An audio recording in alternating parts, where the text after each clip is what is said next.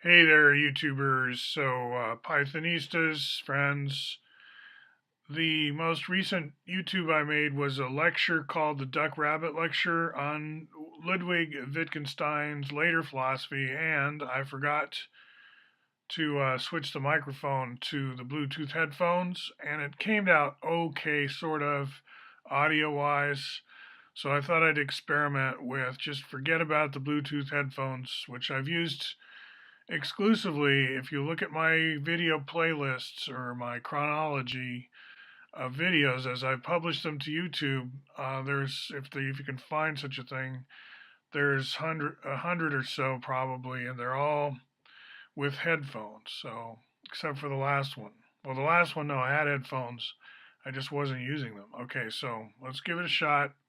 What's this one about? It's about arithmetic at the School of Tomorrow, and that's called Arithmetic of Tomorrow, and I'm in the wrong directory. So one thing you'll see about Jupyter Labs, unlike Jupyter Notebook, which just lets you work kind of with one Jupyter Notebook at a time, in Jupyter Labs what we do is we have multiple notebooks open in different tabs. Like I can change the view here. I've got a view where, let's see, single document mode. I'm going to change that. So unchecking single document mode is what I believe I'm doing. And so now you see all these tabs appear across the top here. So I already have working what I want to show you, so I don't need to jump back and forth. It's called Arithmetic of Tomorrow, and I'm scrolling up from the bottom where I talk about what vector processors are. So there's a lot of use of this word vector, just like dimension. Everybody wants to use the same words. We solved that in the dot-com revolution with the backwards Java path, com dot whatever, so everybody could have their own meaning of vector. But in ordinary language, we don't have all those dots. So we just make it clear from quote unquote context what we mean. And the vectors, there's a lot of overlap because the vectors we mean in computer hardware when we compute multiple things at once, it's can you vectorize something means can you do it in parallel? Can imagine a pancake factory or a fast food place and you're in charge of workflow and you don't want your customers waiting longer than they need to. So you're asking things like, can you vectorize cooking burgers or something? And of course you can because you can put many on the grill at once. You don't have to wait for one burger to cook before you start the next one. So that's kind of what we call vectorize.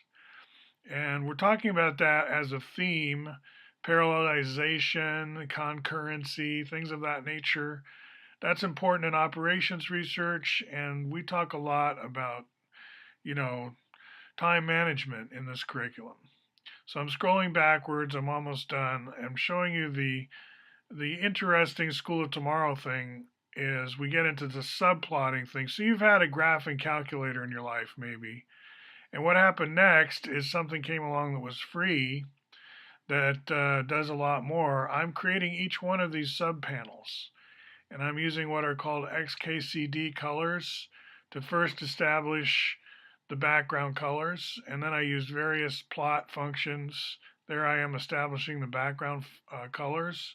I have a burnt sienna, and before that I'm testing a salmon, XKCD, and that's how I'm introducing the hexadecimal numbers, is through color coding.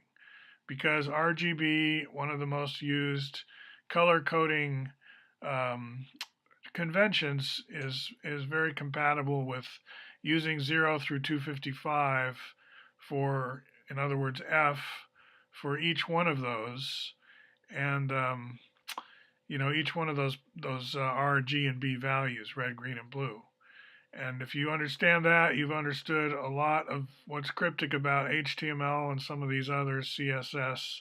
So in our course, it's not like everybody's like this. The Common Core said, just stick to base 10, don't worry. But they weren't thinking learning to code. They weren't thinking outside a certain box of theirs, where they're trying to just simplify things for teachers, make a job more sane. But we're not trying to make anything sane here. We're just doing an interesting curriculum that prepares you for life. And so we need the hexadecimals, and so we use them immediately in the context of color selection, getting color palettes and whatever we need to do our plots. Plots are works of art. They may or may not have grids, tick marks, got to label the axes or not. It's a lot of typesetting and publishing skills goes into presentation managers, and Jupyter notebooks are kind of a presentation manager that gives you a lot more micro control over the graphics than, say, any kind of PowerPoint or like that. Okay, that'll be enough for today. I hope that was interesting to you. Signing off from the School of Tomorrow.